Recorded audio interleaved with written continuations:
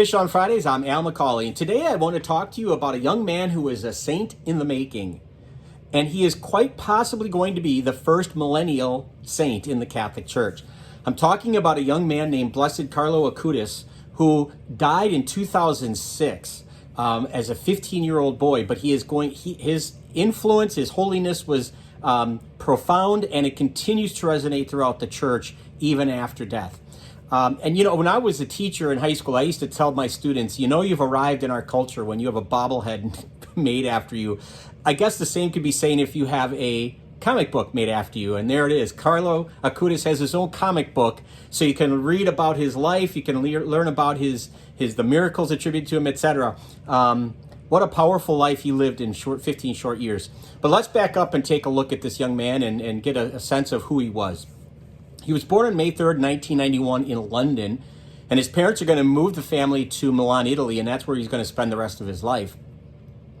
As a 15-year-old, he's going to go to the hospital with flu-like symptoms, and he's going to be diagnosed with an extreme form of leukemia, and it's in its later stages. And in fact, it's less than a week later that he is going to slip into a coma and pass away from this. He's going to die on October 12th, 2006. And by the way, October 12th is his feast day every year. That's why when we remember him in the church. But, he was a normal kid in a lot of ways. In terms of he liked soccer, he liked playing video games and all that kind of stuff. But he was also a very holy young man. He was incredibly drawn to the church and to the life of Christ, specifically in the Eucharist. Even in his death, at the last few days of his life, as he was suffering and in pain, he routinely offered it up for Pope Benedict XVI, who was Pope at the time, and for the church. And he was somebody who had this sense of the other. His holiness was so apparent even in his family that he kind of converted his mom, who was probably, in name Catholic, but by her own admission, she was not somebody who was necessarily as devout as he was.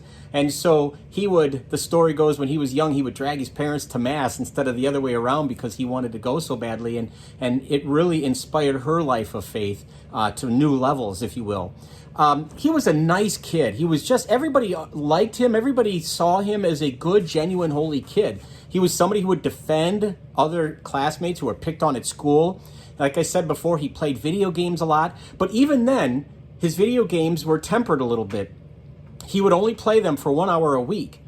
Even though he wanted to play more, he wanted to play them only 1 hour a week. And this was a spiritual discipline that he practiced because he wanted to be devoted to his faith. So he knew how to take things in balance. I don't know if that's possible for people today to play video games or watch movies or the internet only 1 hour a week. But boy, what an example at a young man of a strong faith. He was a computer programmer. So when he wasn't doing computer games and the like, he would make programs for computers. He would play soccer. He would play with his dog. So he lived a normal life with as a 15-year-old kid. One of the things he was really drawn to was to help the younger people in his church, and so he would teach Sunday school. And one of the things he recognized is that the young people just were not excited about their faith. They thought Mass was boring, etc. And so he came on this idea that if they just knew what the Eucharist was, if they just knew that the real presence of Christ was in the Eucharist, they'd be really jazzed about it. They'd be excited and want to go to Mass. And so he started to use the internet to research Eucharistic miracles that had happened throughout the world. And he chronicled them country by country. And he made this exhibit, and it was going to be a major display, and right about the time he was going to make this display at his parish, at his church, is when he fell sick. But what's interesting about this is these Eucharistic miracles have been chronicled online, and his mother and his family have continued to update it. So you could go online, you could go, just type in on your internet, Carlo Acutis Eucharistic miracles, and you can go right to the website. It'll be the first thing you see probably, and you can see how he has listed all the different miracles, not just that have happened in different countries, but then he also chronicles the lives of saints and miracles that have been attributed to them that have to do with the Eucharist. It's an incredible resource, quite frankly, for catechists, for teachers, for anybody who wants to interest their students in the Eucharist, and not just young people, but adults as well. So even after death, he's continuing to influence people.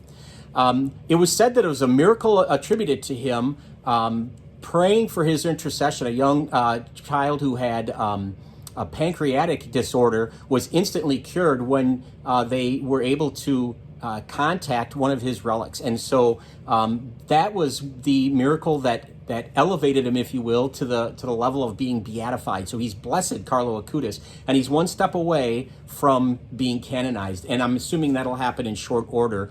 If not because of a miracle, another miracle attributed to him, certainly because of his holy and virtuous his lifestyle. But he was buried like a normal kid. He was buried wearing a hoodie and jeans and sneakers. And, you know, that's how he lived. And so that's how he wanted to be buried. And that's how they did bury him. And there were reports that initially, by the way, he was buried in Assisi. That's where he wanted to be buried because he had such a strong love for Francis, St. Francis of Assisi. But there were reports that he was his body was incorrupt, and those reports were not real. We don't know if that's the case necessarily, but his body was put on display. But these days, with all kinds of technology, with embalming and stuff, it's hard to tell, you know, if there's real decay or not. But it doesn't take away or detract at all from this young man's holiness, from his sanctity, etc. And again, the possibility that he'll be the first millennial saint. One last thing I'll say about him is that he had hoped that his organs could be harvested to be used for other people. But unfortunately, the leukemia was just too severe, and it compromised those organs, so they weren't able to do that. But again, just the giving nature of the young man. So Carlo Acutis, a good young man to get to know, to research. Again, check out his the website that has to do with those Eucharistic miracles. Just a wonderful resource to help in your own faith or to teach others about the real presence of Christ. So there you go. If you'd like to share this information, that would be great. We'd love it if you would subscribe to our YouTube channel, follow us on Facebook. But either way, please keep tuning in every Friday for Fish on Fridays. Until next time, please be good to each other, and God bless.